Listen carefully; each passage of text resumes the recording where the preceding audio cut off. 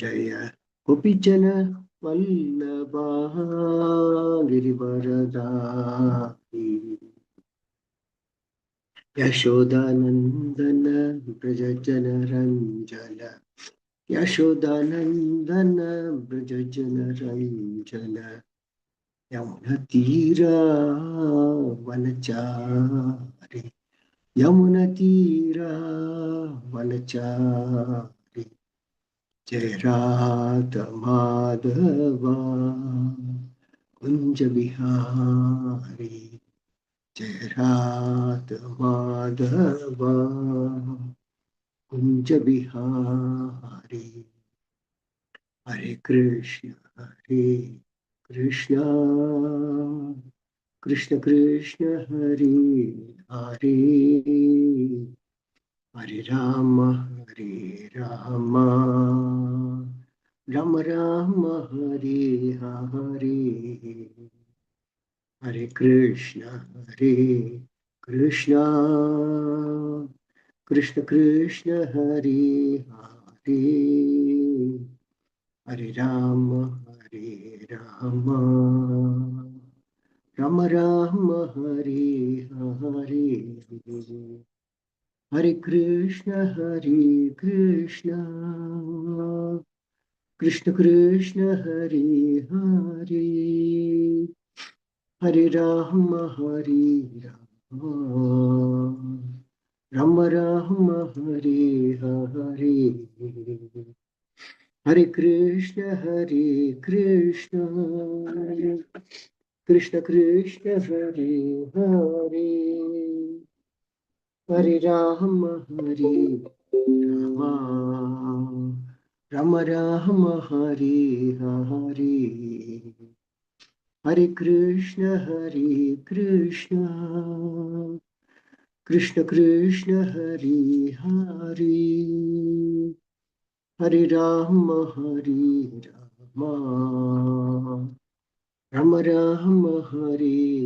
हरे हरे हरे कृष्ण कृष्ण कृष्ण हरे हरे हरे राम राम हरे हरे हरे कृष्ण कृष्ण कृष्ण हरे हरे हरे राम राम हरे हरे हरे कृष्ण कृष्ण कृष्ण हरे हरे हरे राम राम हरे हरे हरे कृष्ण कृष्ण कृष्ण हरे हरे हरे राम राम हरे हरे हरे कृष्ण कृष्ण कृष्ण हरे हरे हरे राम राम हरे हरे हरे कृष्ण कृष्ण कृष्ण हरे हरे हरे राम राम हरे हरे हरे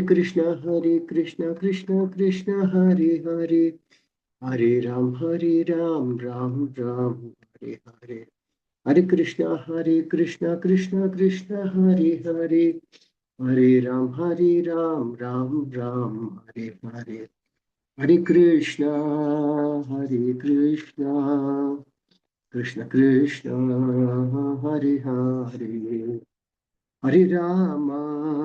हरे राम राम हरे हरे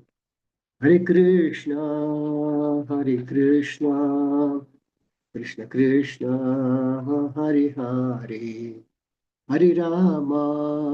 हरे राम राम हरे हरे जय प्रभुपदा जय प्रभुपदा शील प्रभुपदा जय प्रभुपदा जय प्रभुपदा शील प्रभुपदा जय ओम विष्णु पाद हम जपन लेक्चर श्रुत सदा शिष्य माती स्वयं ग्रेसी भक्ति वेदांत स्वामी श्री प्रभुपाद की जय। इस्कॉन संस्था का श्री प्रभुपाद की जय। जय ओम विष्णु पाद हम जपन लेक्चर श्रुत सदा शिष्य माती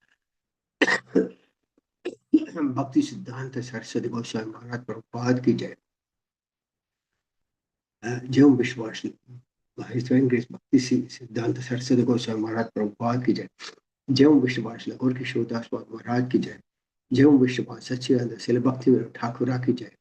जय ओम विष्णुपाद वैष्णव सर्वम श्री जगन्नाथ दास महाराज की जय। जय श्री रूप सनातन भट्ट रघुनाथ श्री जी गोपाल भट्टदास गोस्वामी प्रभु की जय। नवाचार्य श्री हरिदास ठाकुर की जय। प्रेम से कहो श्री कृष्ण चैतन्य प्रभु नित्यानंद श्री अद्वैत गदाधर शिवसादि गौर भक्त वृंद की जय।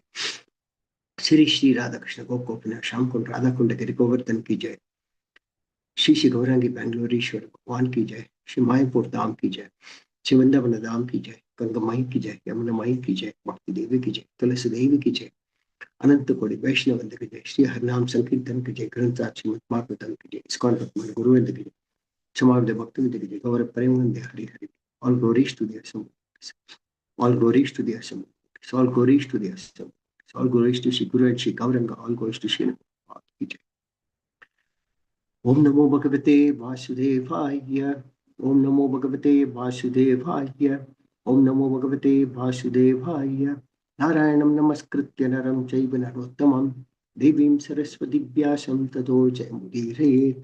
अष्टप्रायेषु अपत्रेषु नित्यं भागवत सेवया भगवती उत्तमश्लोके भक्तिर्भवति नैष्टिकी। हरे Krishna. Welcome to the Srimad Bhagavatam Friday morning. We are today discussing from Srimad Bhagavatam, 4th Canto, Chapter 12, text number 12. तमेवं शीलसम्पन्नं ब्रह्मण्यं दीनवत्सलं गोप्तारं धर्मसेतूनां मेनिरे पितरं प्रजाः। तमेवं शीलसम्पन्नं ब्रह्मण्यं दीनवत्सलं गोप्तारं धर्मसेतूनां मेनिरे पितरं प्रजाः।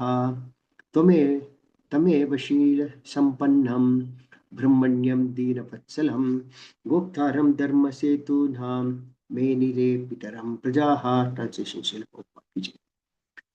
Dhruva Maharaj was endowed with all good qualities. He was very respectful to the devotees of the Supreme Lord and very kind to the poor and innocent, and he protected religious principles. With all these qualifications, he was considered to be the direct father of all the citizens. The personal qualities of Dhruva Maharaj described herein are the exemplary qualities of a saintly king. Not only a king, but also the leaders of a modern democratic or impersonal government must be qualified with all these godly characteristics.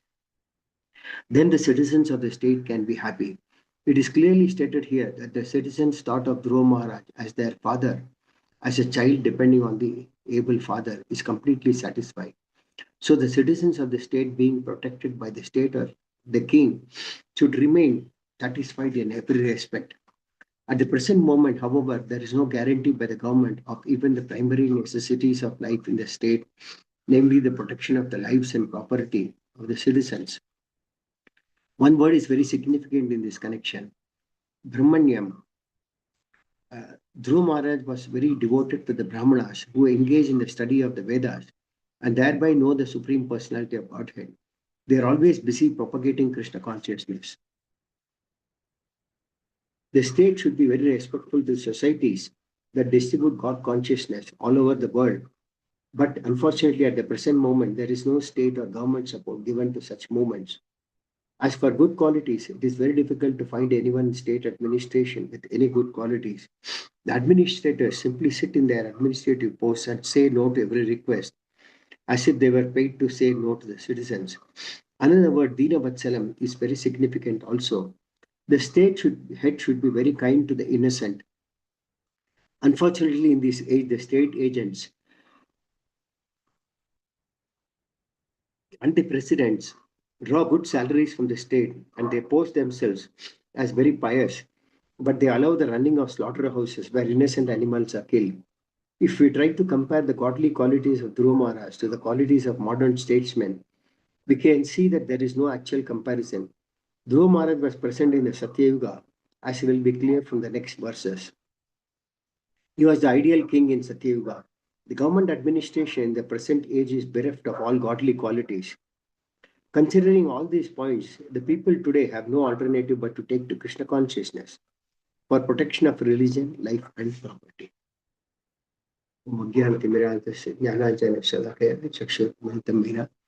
Tasmai Shri Gurave Namaha.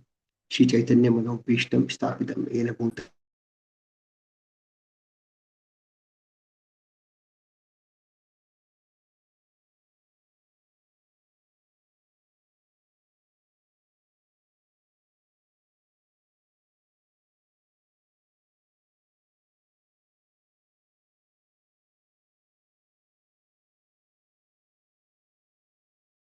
Bando Jagatpate Gopisha Gopika Kanta Radha Kanta Namostute Taptakanchana Gaurangi Radhe Vrindavadeshwari Vishibhanistade Pranami Haripriya Panchakalpatarubhyasya Vasundupevacha Patitanam Pavnebhyo Vaishnavebhyo Namo Namaha. Jai Sri Krishna Chaitanya Prabhu Nityananda Shri Advaita Gadadhar Srivasadi Gaura Bhakta Hare Krishna, Hare Krishna, Krishna Krishna, Hare Hare, Hare Rama, Hare Rama, Ram Rama, Hare Hare. Moham Karun Vachan, Mungam Nange Degre Nakkapada Muhammad, Shri Guru Viratana, Paramananda Madhava, Shri Chaitanya Meshwar.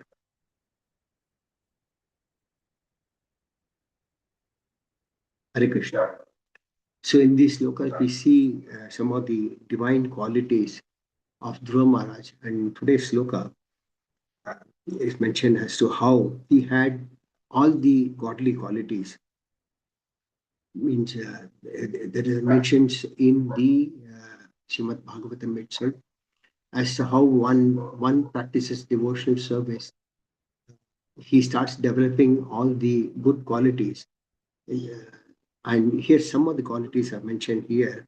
One is he was very respectful to the devotees of the Supreme Lord and very kind to the poor and innocent, and he protected religious principles. And because of these, he was considered to be the direct father of all the citizens.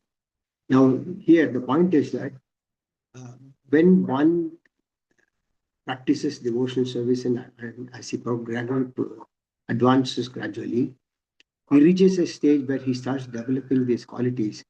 And when one develops good qualities, these devotees become dear to everyone. He becomes dear to Krishna. He becomes dear to the demigod, because demigods definitely do have a lot of value for the devotees of the Lord. So they also like these devotees. And when everybody is happy, the citizens are also happy. So some of the criterion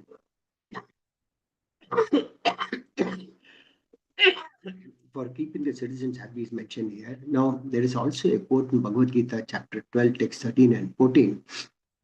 One who is not envious, but is a kind friend to all living entities, who does not think himself a proprietor and is free from false ego, who is equal in both happiness and distress, who is tolerant, always satisfied, self controlled, and engaged in devotional service with determination. His mind and intelligence fixed on me, such a devotee of mine is very dear to me. So, the devotees who are constantly practicing devotional service and who do not think themselves to be the proprietor of all that they think. Many times, the initial stages, devotees also have the disease of considering themselves to be the Lord of all that they see. Then here Krishna mentions that one who does not think himself as a proprietor and is free from false ego, and he is equal in all circumstances. That means happiness as well as distress. He is always tolerant and always self-satisfied, and with fixed determination in spite of all the situations practices devotion service. Such a person is very dear to me. So Krishna, all devotees who are constantly going through this and in spite of all the turbulences, practices devotional service, they become dear to Krishna. Now, in the case of Dhruv Maharaj, in the years, these kings were known as Raja Rishis. They were ruling the kingdom as a representative of God. So they become accountable not only to the Lord, for which they were called Raja Rishis, that means they were saintly kings, but they were state heads as well as devotees of the Lord. And they were ruling as if they are dependent on the Lord for their kingdom. It is not that they were thinking that they are capable of doing it. And so when they have this mindset, they don't consider themselves as a proprietor of everything, but they rule the kingdom as handle the responsibility as they were representing the Supreme Lord. But in today's situation, we see that it's very difficult to even find a king who is spiritually inclined. And as Kali Yuga process progresses, we see that People don't want to even practice. What about propagating the God consciousness? So one of the important aspects is that as a king is supposed to, it is called Kshatriya. Kshatriya means one who protects the citizens uh, and all the living entities. It does not uh, narrow down to only the human beings, but all the living entities in the creation, they are to be protected by the kings. That includes animals, birds, insects, even plants. Everything are to be protected. They cannot be misused for any personal purpose. So this type of understanding today kings don't have. That is why Srila Prabhupada mentions that the kings show externally many times, but then they run slaughterhouses, killing innocent animals. So such kings have got a lot of karmic reactions, and they have to pay a price for that also. So the citizens are dependent on the head of the state, and the king is bound to protect them every way, not only physically but also spiritually. Now, physically does not mean only bodily protection. It's also said that the king should provide the basic necessities to all the citizens, because in Prithu Maharaj example also it is given that how when the citizens don't have grains, how can they practice spiritual activities? So it is a king's basic necessity that they should provide food, clothing, and shelter to all the citizens, which can make the citizens happy. And then, when the king propagates God consciousness and tries to make the citizens as the devotees of the Lord, that is the prime duty of a king, and the king thereby gives the ideal protection. So it is not a physical protection only, but also a spiritual protection that the king is supposed to give. And this happens when the king rules the kingdom based on the advice given by the Brahmanas, who are all well versed in the Vedas and others, and they could give the right guidance to the king. And the king used to implement these instructions, and then the citizens were happy. So it is not only physical protection and spiritual protection also. Here, the Purport Srila Prabhupada mentions about how it is not only the state head, but all the leaders within the kingdom should have these godly qualities. Then, uh, whatever the king does, it becomes effective all the way down the line. For example, in a place like ours, if the leader has got all godly qualities, it is also necessary that all the ministers, chief ministers, leaders in the administrative departments who fall into the administrative category, they all should have these qualities, because otherwise what will happen is whatever the king desires, that may not be properly fulfilled, and it may not happen in truth down the line. So that is why all the leaders are supposed to have these qualities. And the king, and both the king and the citizens are responsible. If the citizen breaks a law, he is put into a jail. And if not, uh, what happens is the king has to suffer and the citizens also suffer. The king here, particularly in the case of Dhruva Maharaj, it is mentioned that he protected the religious principles. That means he was acting based on religious principles given by the Brahmanas. So the religious principles are established by the Lord Himself, Dharmam tu Sakshat, Bhagavat Pranitam. So these are given by the Lord, and it is the duty of the king, of the Brahmanas, to advise the king based on these religious principles. So the king has to protect the citizens. By protecting the religious principles, he protects the citizen automatically, because he enforces whatever is given as per the guidelines given by the Brahmanas. Then there is a mention also that the higher purpose is bhakti. So dharma has to be followed, but bhakti transcends that also.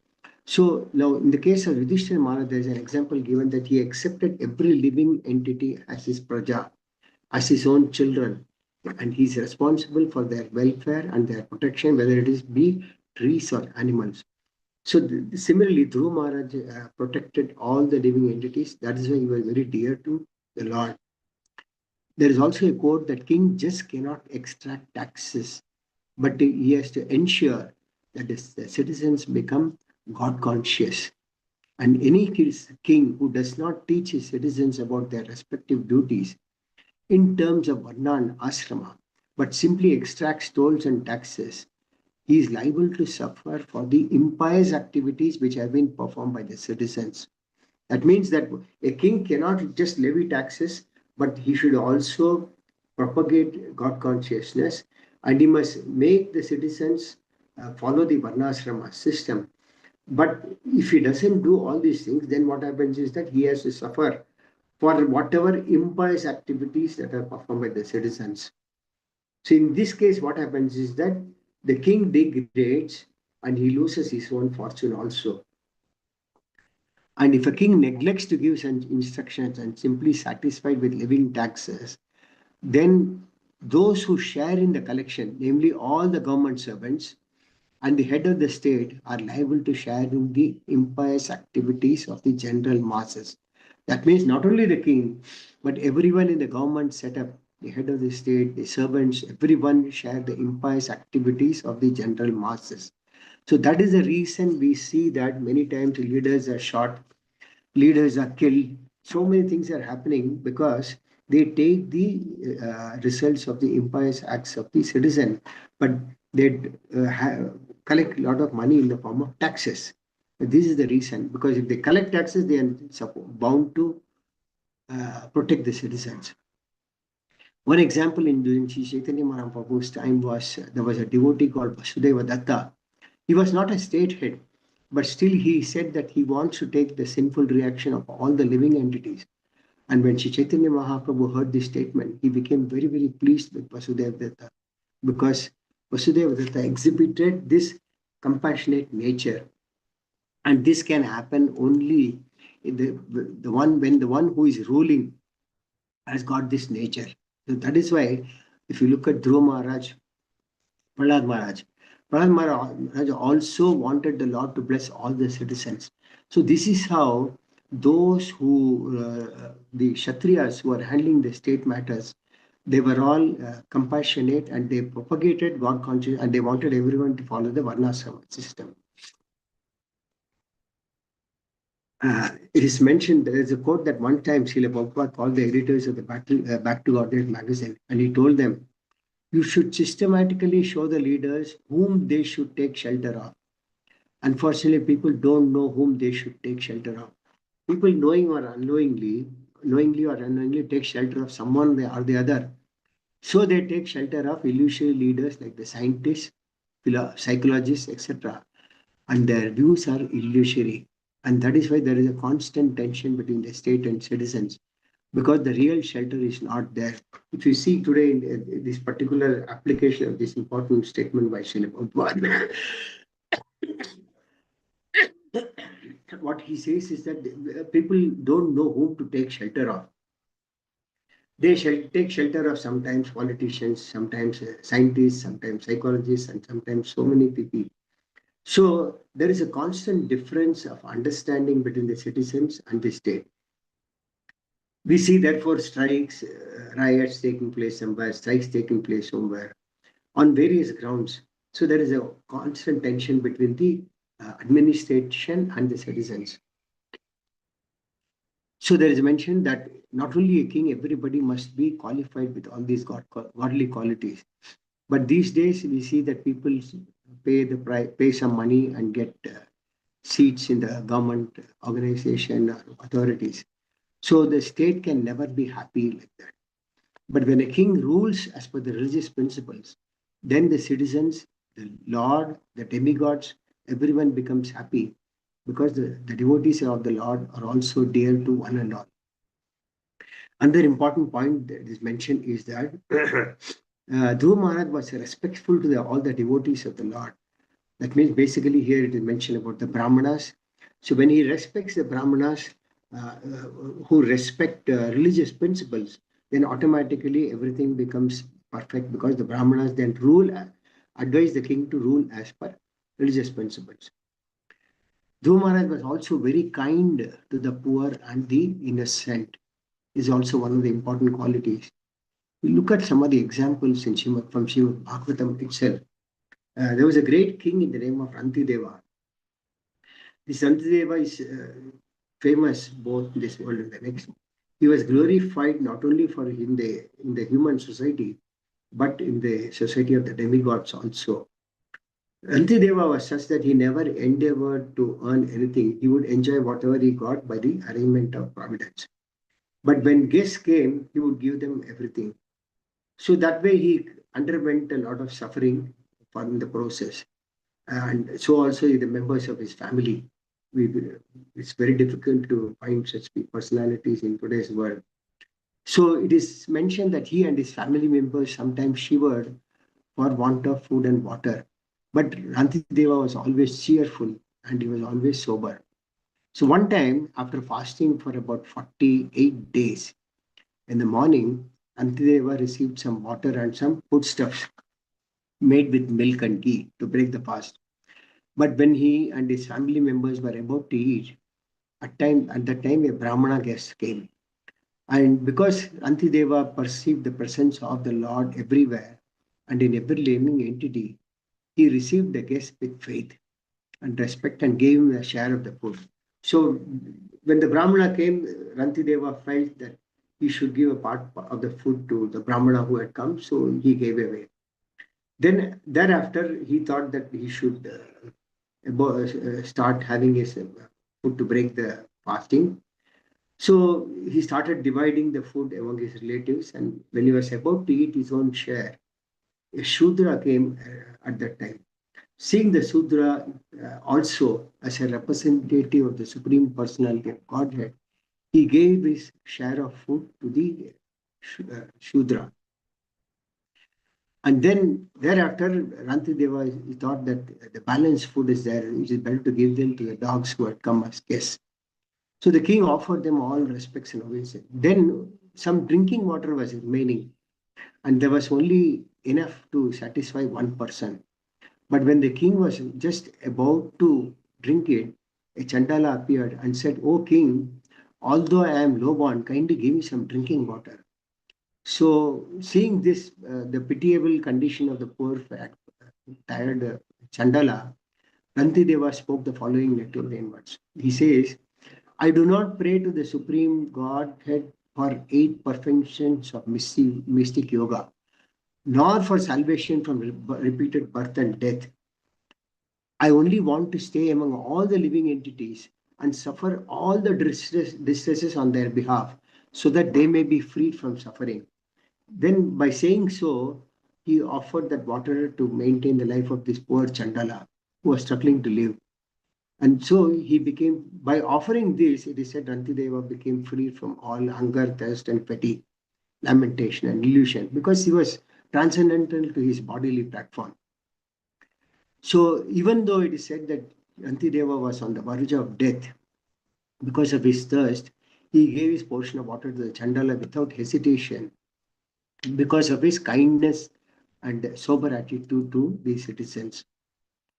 At that time, the demigods like Lord Brahma, Lord Shiva, who all knew, they all were satisfied, and it was they who practiced, did this particular activity to test Rantideva, and they manifested their own identities. It was they who presented themselves as Brahmana, Shudra, and Chandala, and so on. So Rantideva had no ambition to enjoy material benefits from the demigods. He even offered respects to them. But he was always attached to the lotus feet of Lord Vishnu, and he was always fixed on his lotus feet. And thus he was a great, pure devotee, always Krishna conscious and freed from all material desires. So it is said that Maya never tried to trick Rantideva. It, because Rantideva followed the religious principles established by the Lord himself. So he was favored by the Lord's mercy and he became pure devotee of the Lord. Another example that is given in Srimad Bhagavatam is about Maharaj Sibbi. Sibbi was also a great devotee of the Lord, and he was a great Vaishnava. And when he was on the earth, it is said that he became very, very famous as a protector of surrendered souls and a donor of charities. So one time, the king of heaven, Indra, once took the shape of a pigeon hunter bird, that is an eagle. That is, Indra took the uh, body of an eagle, and Agni, the fire god, took the shape of a pigeon. And this eagle was chasing this pigeon. And the pigeon, at that time being chased by the eagle, was afraid, and it took the shelter on the lap of this Maharaj Sibi. And the hunter eagle wanted the pigeon back from the king. So the eagle wanted the pigeon back on the king, and the pigeon took shelter of Sibi's lap. So the king wanted to give it some other meat. So Sibi actually wanted to give the eagle some other meat, and he did not want this pigeon to be killed.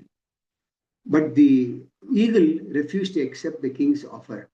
But then, after a lot of prolonged discussion, it was agreed upon that the king Sibi would give flesh from his own body equivalent to the weight of the pigeon. And this was agreed upon.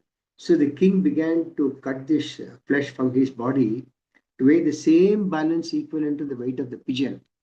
But every time the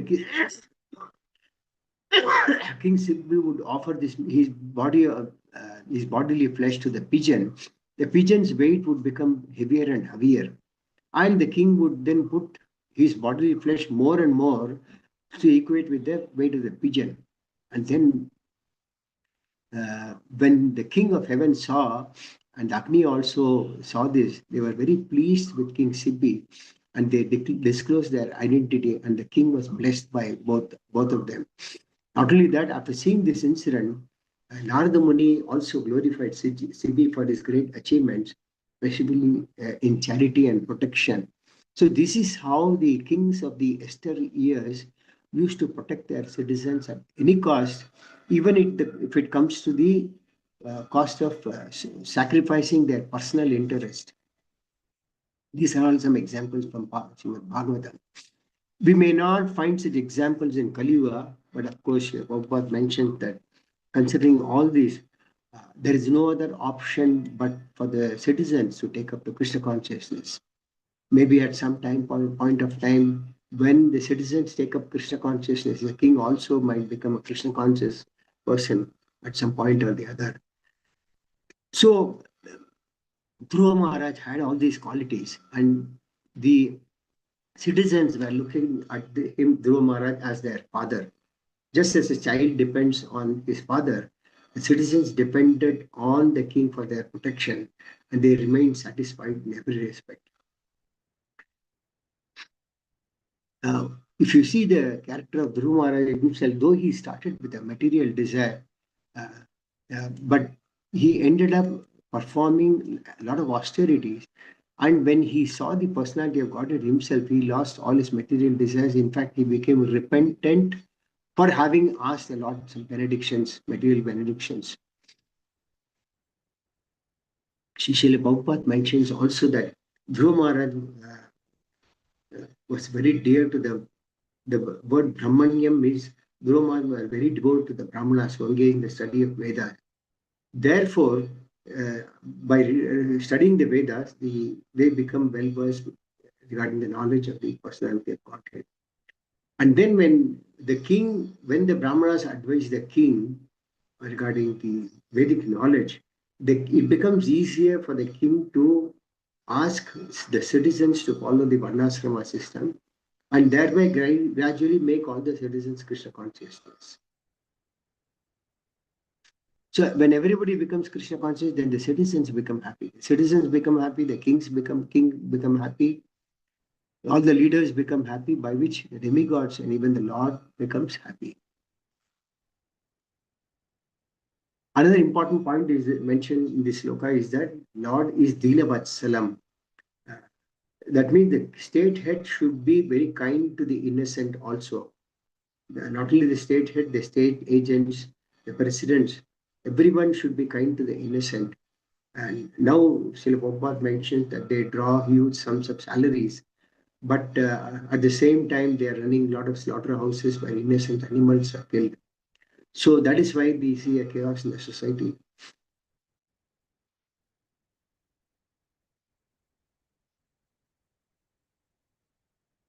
So Srila Prabhupada wanted all the devotees of the Lord to be trained, to be a right example, to give us a right example to the society. And with good governance, citizens can be happy and the leaders can also be happy. We see even during Chaitanya Mahaprabhu's time, Srila Raghunath Das Goswami wanted to leave his home, leaving behind all the opulences. His elderly parents were there. But Chaitanya Mahaprabhu instructed him to serve his parents and later on join the Goswamis in Vrindavan. That means Chaitanya Mahaprabhu wanted these devotees to take care of their parents also. And another example in the Shastras is about King Amrisha. Amrisha Maharaj is very popularly known. In the ninth canto, there is a popular verse, Savai Mana Krishna Padara in the year. It's a long verse, but I'm doing the translation. Maharaj Amrisha always engaged his mind in meditating on the lotus feet of Krishna. His words in describing the glories of the Lord. That means he was always engaged only in describing the glories of the Lord. His hands in cleansing the Lord's temple.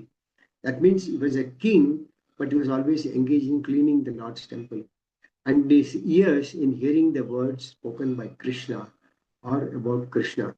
So he engaged his ears also in hearing about Krishna. He engaged in his eyes in seeing the deity of Krishna, Krishna's temples and Krishna's places like Mathura and Vrindavana. He engaged his sense of touch in touching the bodies of the Lord's devotees. He engaged his sense of smell in smelling the fragrance of tulasi offered to the Lord. And he engaged his tongue in tasting the Lord's prasada. He engaged his legs in walking to the holy places and temples of the Lord, his head in bowing down before the Lord, and all his desires in serving the Lord 24 hours a day.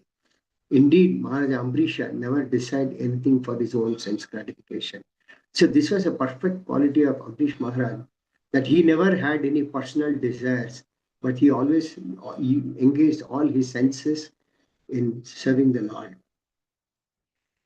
He engaged all his senses in devotional service in various engagements related to the Lord.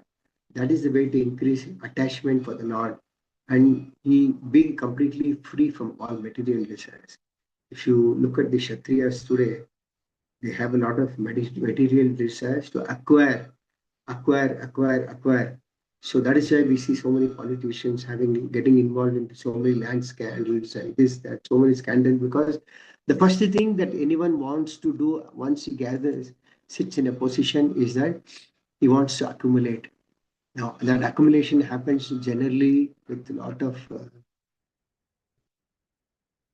underhand dealings. Officially, if it was to happen, these things would never happen. So the departmental heads, so many are involved into this. And the first thing anybody does after getting into a government job is also see how they can uh, accumulate assets. So when they do this, then the citizens also, today anybody knows that if anybody has to get anything sanctioned by anyone in the government, they have to pay a lot of money. Without corruption, nothing happens. Of course, some positive changes might have been there, but then it is deep rooted. And unfortunately, in this country, people are used to corruption for a long time. So it may not be uh, going away in a very short span of time as we like things to be. So it's deep rooted, and all the leaders are also involved in these things. So it is the king, it is not only the king, but all the leaders in the system, like ministers, deputy ministers, now other ministers, the heads of the departments, the staff in the departments, and they all have to be trained in God consciousness. And for that, the king has to be convinced in God consciousness. When he is convinced that God consciousness is the only way to uh, become happy, he can in turn promote the Varnashrama system and promote God consciousness, by which when they all become God conscious, then the king becomes happy, the citizens also become happy. Unfortunately, because the king is not firmly fixed in God consciousness, we see that citizens are also not God conscious. In fact, Srila Prabhupada concludes this purport in this particular verse saying that the people today have no alternative but to take the Krishna consciousness for protection of religion, life, and property. So it is not only a physical protection that the king should give, he should protect the property of the citizens. He also gives protection to the Vaishyas, because when he gives protection to the Vaishyas, their business, that is agriculture and cows, are protected. They can generate product, produce a lot of grains. But producing a lot of mobile phones, a lot of cars is not going to bring any amount of happiness, because these things are going to change every day. What has been brought yesterday is not going to survive for a long time. So the current government only is interested in driving how sense gratification can be increased in the society. But still, I mean, I read some article. Well, there are very, very small countries where they don't even permit cars in their countries. Um, they permit only bicycle riding, and they are very peaceful states, countries. So it is not that without a mobile phone or a car, citizen cannot be happy. In fact, as per the living index, happiness index of across the globe, it is those countries which have a very small population, which don't have these facilities. There is no pollution. Um, they are very comfortable, and this government also protects the citizens in every way, providing agriculture. There's no scarcity of rains, because uh, um, there's no mention about God consciousness in these countries, but uh, material advancement is not necessarily required for happiness amongst the citizens. But on the other hand, if God consciousness is promoted, then definitely the kings become happy and the citizens also become happy.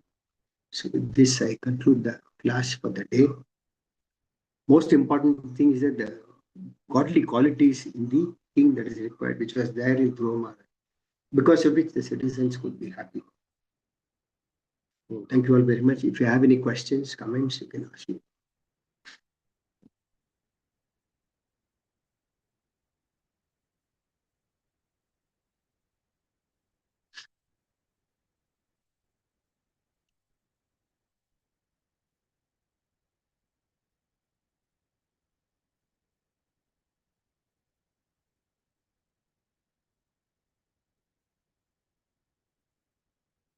So there are no questions or comments. Can I take the classes concluded?